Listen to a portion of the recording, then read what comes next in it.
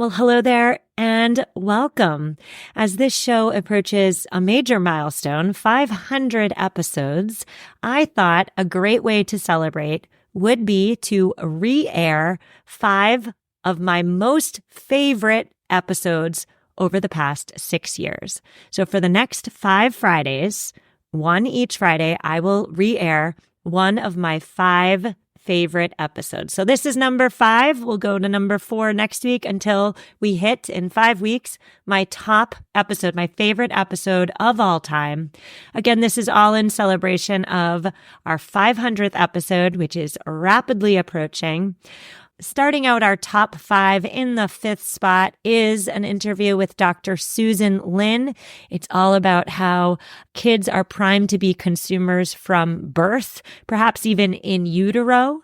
So if you missed this episode the first time around, or if you just need a refresher because you remember it was pretty darn good, here you go. Enjoy. Well, hello there, listeners. Welcome back. My name is Stephanie Safarian, and you're listening to episode 369 of Sustainable Minimalists, a show about intentional and eco-friendly minimalist living. Have you ever wondered, I'm sure you have, but have you ever wondered about the effects of screen time on your children? Perhaps you worry about their development. Perhaps you worry about what screens do to their attention spans. And if you are worried about development and attention spans, you are rightly worried, so pat yourself on the back. But my guest today argues that the consequences of this monumental shift that is happening right before our eyes towards a digitized and ultra-commercialized childhood go much deeper. Today, I'm speaking with Dr. Susan Lin. She is the author of the new book, Who's Raising the Kids? Big Tech, Big Business, and the Lives of Children. Dr. Lin is on the show today for 2 reasons. Number 1, she's here to outline the problem, give real-world examples of what big tech is doing exactly to our children and their childhoods. And in part 2 of today's conversation, Dr. Lin is offering her best thoughts on how we at the home level, so within our home, how we can course correct. Dr. Lin, I'm such a fan. I am so unbelievably excited to have you on this podcast. How are you? I'm fine, thanks, Stephanie, and I'm so happy to be talking with you. Before we talk about the commercialization of kids, what a big topic, by the way, I'd love it if you tell us who you are and how you got into researching the ways in which big tech influences our children's lives. I began life as a ventriloquist and earned my living doing performances for kids, making video programs about difficult issues for kids, but child development and human psychology was always really important to me. And in the 1990s, I was performing, I was working with kids, I was raising a child at home, and I could see that commercialism was encroaching on children's lives in ways that I had never seen before. So that was the beginning for me. And that's when PBS launched Teletubbies, imported it from Britain, and claimed that it was educational for babies when they had no research showing that it was. And that was the last straw for me. That's when I formed what is now called Fair Play, which was called Campaign for Commercial-Free Childhood. And that was the beginning. The idea that even public television was exploiting babies for profit just seemed just so wrong to me. You said something there that I really want to latch onto. You said that even public programming was exploiting babies for profit. And I'm willing to bet that some of my moms and dads listening right now are thinking to themselves, what the heck is Dr. Lin talking about?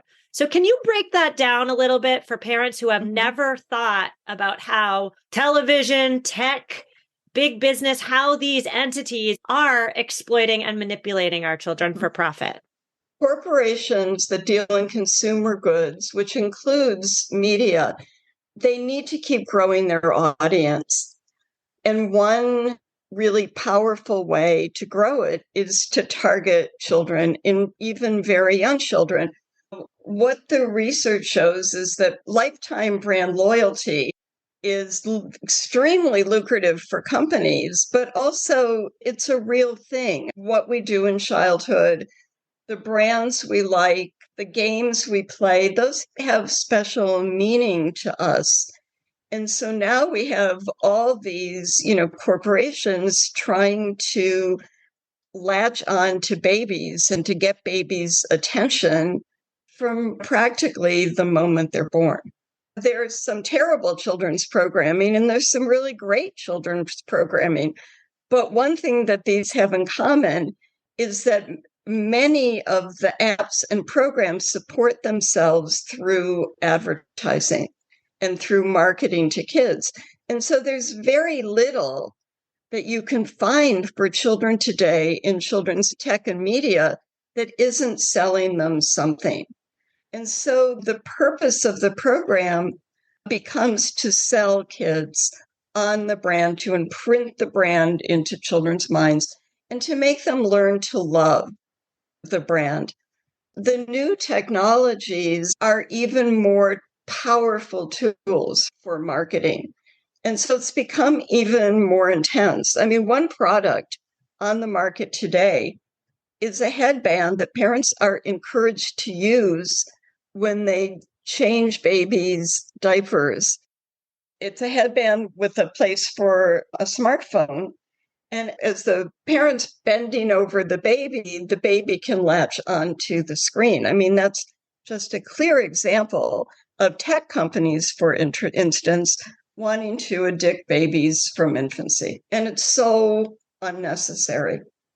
One piece of insight I gained from your latest book that I had honestly never thought of before was the fact that our children are being essentially trained from infancy to become little consumers because they're always upsold something. So the thing isn't enough. There's the in-app purchases, there's the extra add-on. And so I'm wondering if you can talk to me about all of that and also what the implications are for our children as they grow if they think that what they're getting is never enough. Can you speak more on that?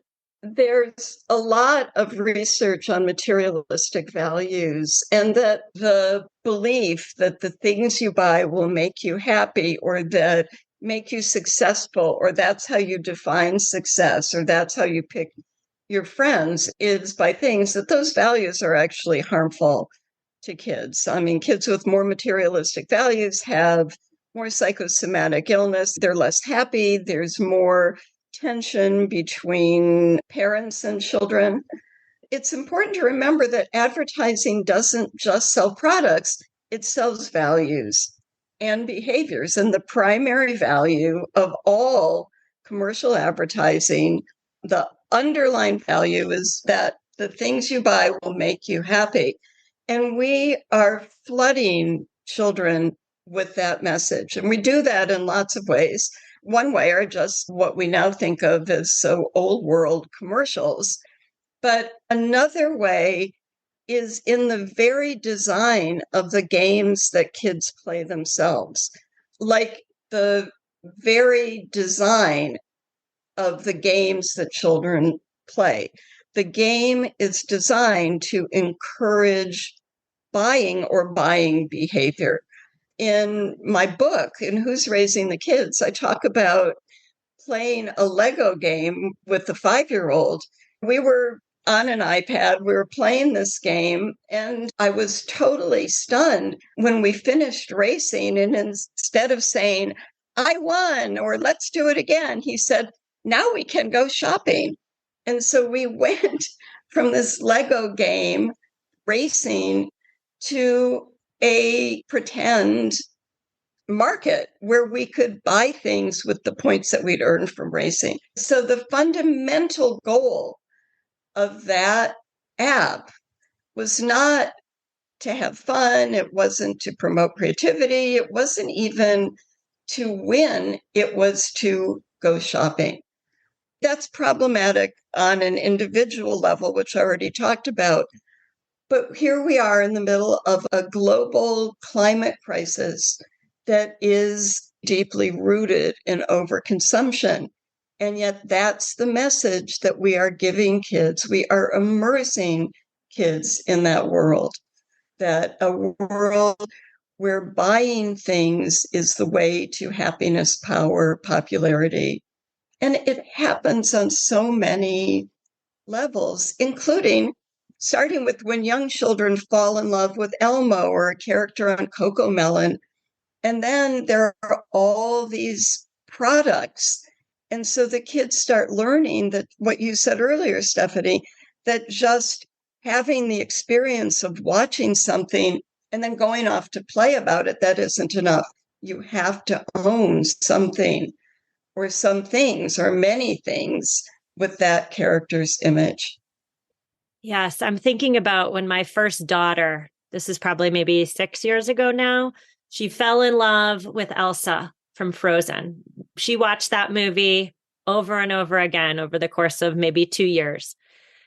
And, because she had an interest in this character, all the birthday presents and the holiday gifts and the experience gifts were all Elsa focused. And this is probably quite common in families with young children, right? The child likes Dora the Explorer or Elmo or whoever it is. Then the child becomes inundated with all the stuff, the foods that, like the snack crackers with Elsa's face on them, the Disney on Ice tickets that we need to go to because, again, watching the movie just is no longer enough. And so I wonder what the implications are, because what we're really doing here, and it's subtle, it's just below consciousness for most of us, not you, obviously, but for the rest of us, we know it's happening, but we don't fully understand the depth.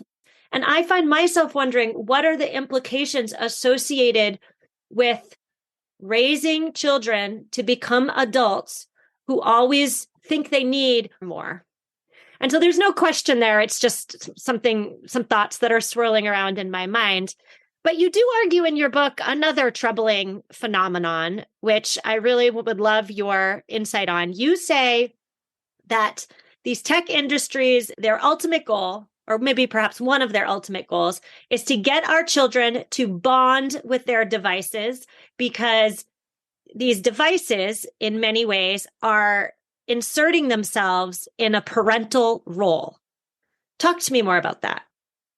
One thing that I think that is important to remember is that the devices are changing. We're moving beyond swiping and tapping and all of that to an age of virtual reality, but also of sociable robots. This isn't science fiction. It's actually even happening today.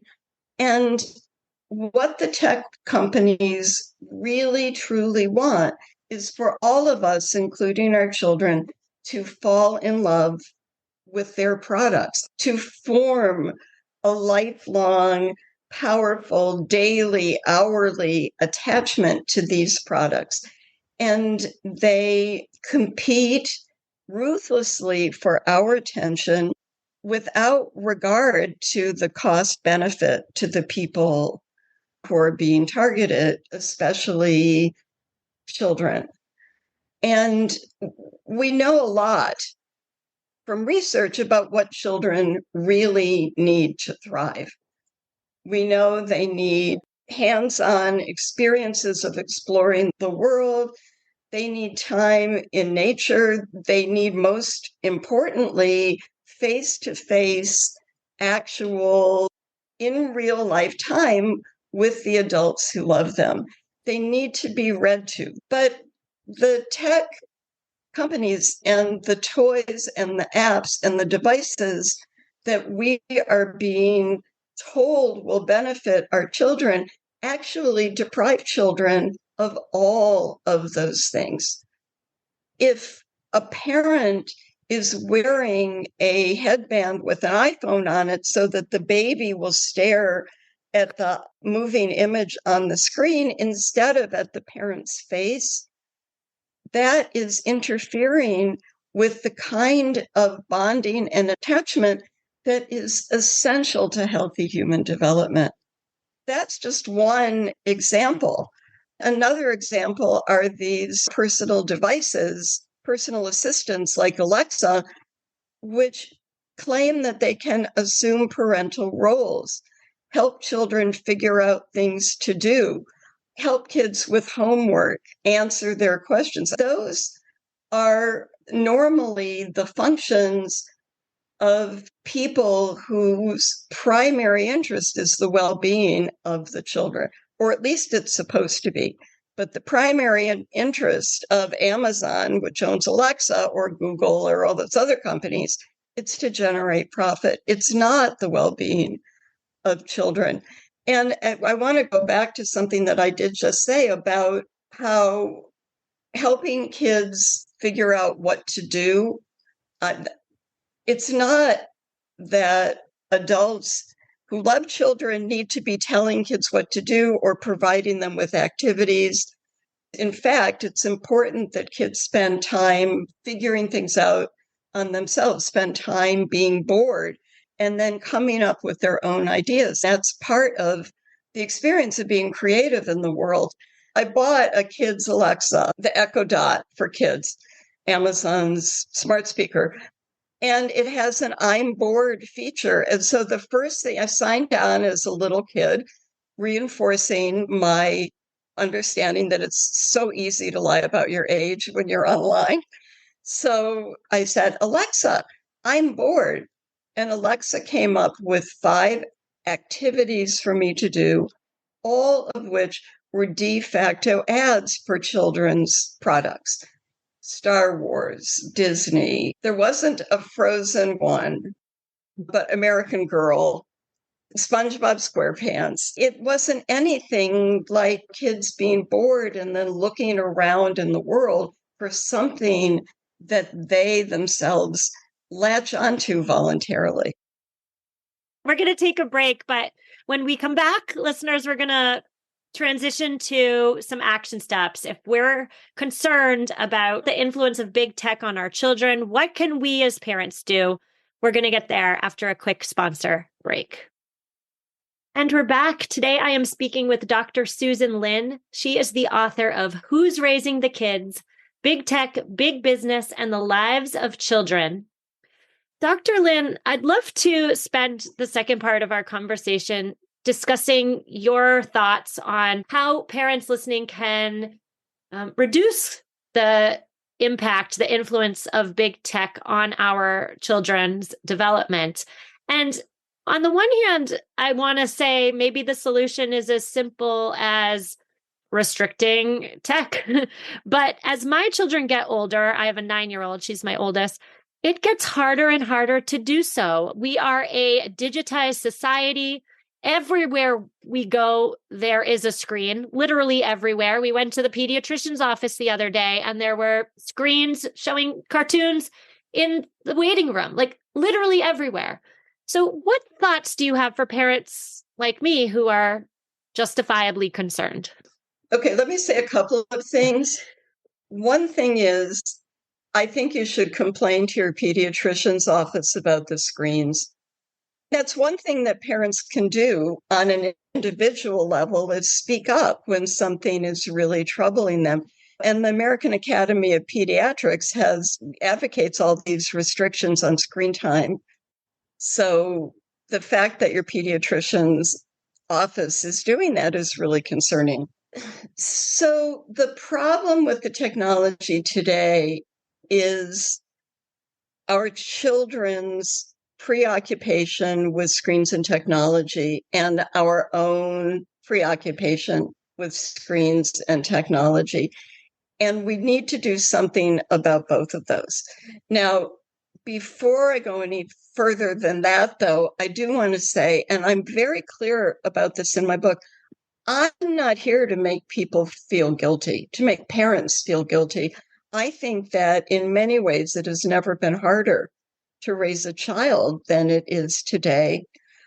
I used to say we're not dealing with the bubonic plague, and that's true, but I was saying that before COVID. It's even aside from that, it's just hard when the culture itself, the commercialized culture itself, is both compelling and toxic for kids. So my heart goes out to parents today. And that's why I think it's really important to headline every conversation about what to do, is that this is a societal problem, not just a parental problem. And we need regulations and laws that protect kids. And I won't go into the details of those here. But given that it's a societal problem, I also know that social change takes time and parents need help now. So one thing is to ensure that your child, you, and your family spend quality time away from screens, uncommercialized, undigitized time. What do you like to do together that isn't dependent on a screen? Do you like to sing? Do you make music? Do you go on hikes? Do you walk? Do you play board games? Do you play cards? Do you cook together? Whatever it is, do you spend time outside, both, together? So whatever it is, do more of that.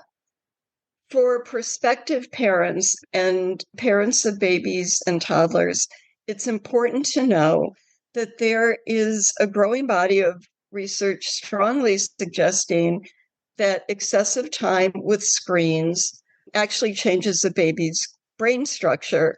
And what they're finding is that babies and toddlers who spend more time with screens have more trouble with, the jargon is executive function, which is the capacity to initiate a task and follow it through to the end. And also self-regulation, or the capacity for self-control, which is something that children develop over time. So it's really, truly best to keep babies and toddlers away from screens. I'm not talking about FaceTiming or video chatting with adults who love them. That's a different story. But I'm talking about apps and games and videos are designed specifically for kids. And when I say that, parents sometimes panic. Oh my God, how can I get things done around the house? But the hole that you're falling into is that once you introduce screens, first of all, it's very hard to just hand a baby a cell phone once and then never do it again. That's important. 5 minutes, 10 minutes, even with a video screen, is not going to destroy a baby's life. But it almost is never 5 minutes or 10 minutes once you start. What goes on the screen is compelling for babies, but that doesn't mean that it's good for them. And another thing is, we all need to turn off the alerts on our phones. Those are the little bings and pings that tell you that somebody has done something on Instagram, or you have a message, or you have a new email or something like that. Most of the time, most people really don't need those alerts. And the problem with the alerts is, first of all, that it disrupts everything that you're doing, including what you're doing with your kids. Secondly, it models for children the power of the screens to pull us in. The third thing is that once you do one thing on your phone, it is really hard not to do something else. And so one easy thing that people could do is wear a dumb watch. When I got my smartphone, I stopped wearing a watch. I thought, I don't need to wear a watch. And then I noticed every time I looked at my watch to check the time, I checked my email, I looked for messages, something like that. The phones are designed to suck you in and to keep you wanting to do more and more. It's a brilliant design to have everything on one machine. That's brilliant. Our phones, health information, messages, what the time, watches, whatever.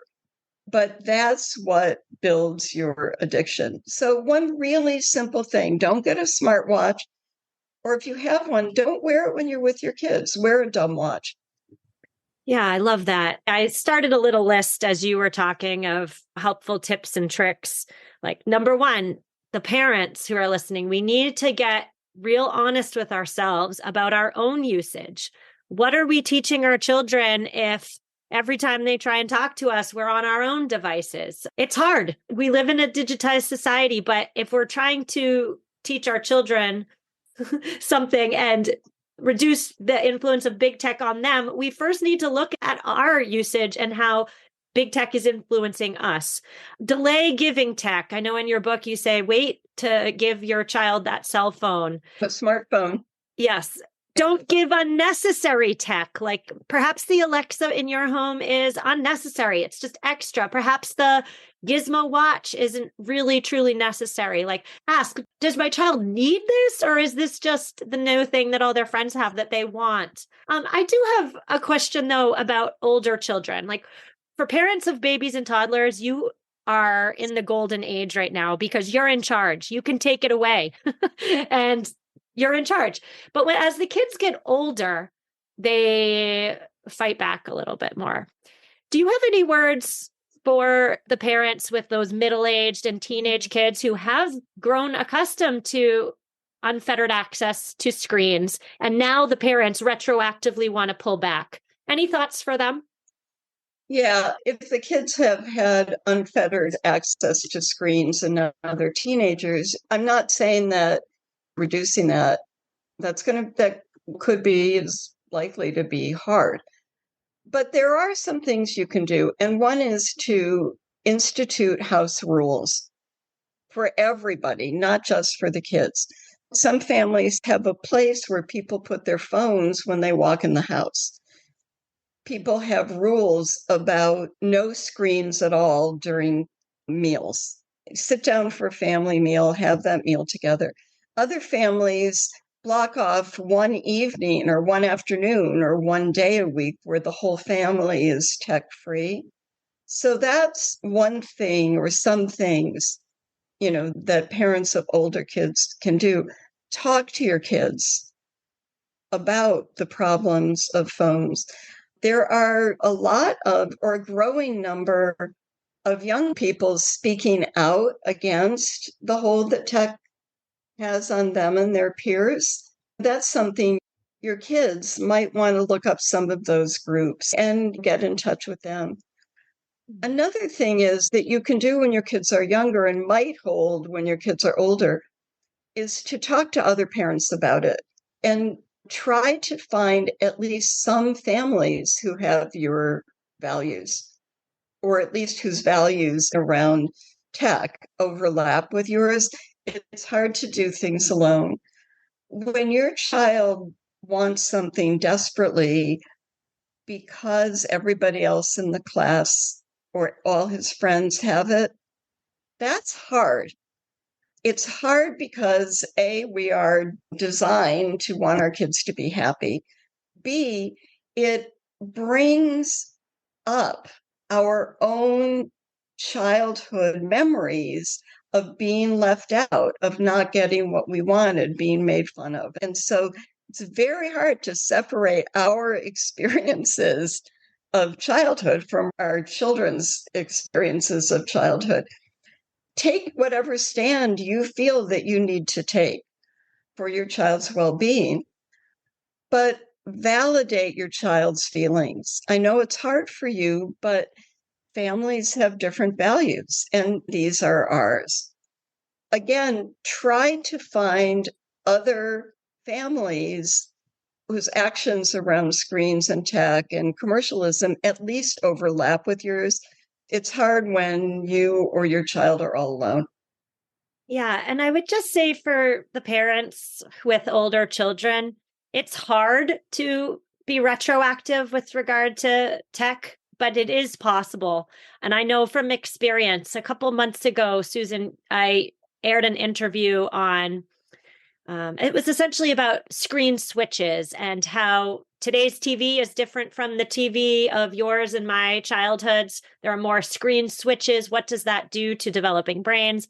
And so after I aired that interview, it wasn't an interview. After I aired that episode, I was concerned because my children were in the habit of asking for half an hour of TV, an hour of TV every night around dinner time. And that was like the babysitter. They watched TV and I cooked dinner. And my husband and I, quite quietly, we didn't announce it to the kids, but we decided we were going to have Monday through Friday, no TV for them in the house. Again, we didn't announce it because then that would have made a fight, but we just quietly said we would redirect them if they asked. I was expecting weeks upon weeks of battle, but they stopped asking probably after the third day that we redirected them. Now they hardly ever ask for TV, whether it's the week or the weekend. And so I say that to parents, not necessarily to like tap myself on the back, but just to say that even though it does sound daunting, restricting access to screens, it totally is possible. Just take little incremental steps in that direction. I think that's really good advice, Stephanie. Whatever try doing less, at least start out that way. And for parents who participated in Screen-Free Week, this week without screens, they had the same experience that you did, Stephanie, where lots of them, the first day was very hard, the second day was hard, the third day was less hard, and then it just ended. Yeah.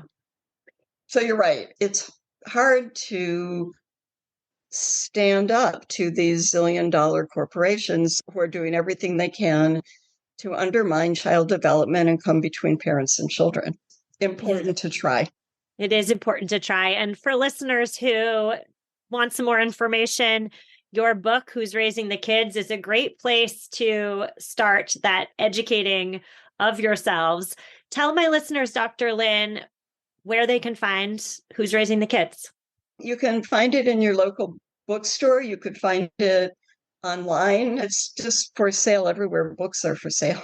Perfect. Well, I will link to you and your book in this week's show notes. But Dr. Lynn, I want to thank you so much for giving me your time. You've given me as a mom, not necessarily as a podcast host, but as a mom, an awful lot to think about. So thank you so much for your work. Well, thank you. And it was great to talk to you. Listeners, show notes are at mamaminimalist.com/369. Dr. Lynn did offer a few resources and websites today. They are in the show notes for you to check out. And I'm so excited. A couple of you over the past week sent eco tips. So I have one for you today. Today's eco tip comes from Andrea. Andrea said that a couple years ago, she was given a fancy water bottle. So really good quality, meant to last the test of time, but it was chipped and it had stickers on it. The stickers were peeling off. And so she didn't know what to do. Should she just buy a new one? Should she keep this one? Again, there was nothing technically wrong with it, but it was definitely looking a little sad. So what did she do? She harnessed the power of the internet. She went to YouTube where she learned that she can use acetone to strip off the stickers and the old paint from her water bottle, from anything, but especially from this water bottle. And it worked really well. These days, her water bottle is a nice, shiny steel color. And now it has fresh stickers too. So Andrea, I'm so proud of you. You gave your old water bottle new life and you didn't send it to the landfill. So amazing job. Listeners, acetone will strip off that sticker goo. Go ahead and try it. I'll see you all on Thursday. I don't know what we're talking about yet. I'm behind. I apologize, but it's going to be good. I'll see you then, and take care.